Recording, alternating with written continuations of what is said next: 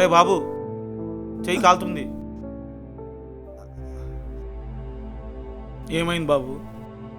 ఏం లేదు సార్, చిన్నప్పటి నుండి నా ఎదుగుదలకు అడుగడుగుని తోడ్పడిన నా ఫ్రెండ్ నిన్న యాక్సిడెంట్లో నా చేతుల మీద చెరిపోయాడు సార్.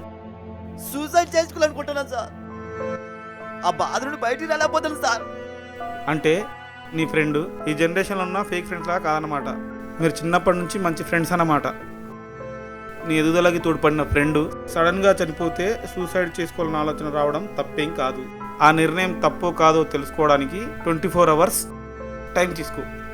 ఆ తర్వాత సూసైడ్ చేసుకోవాలా లేదనేది నీ ఇష్టం.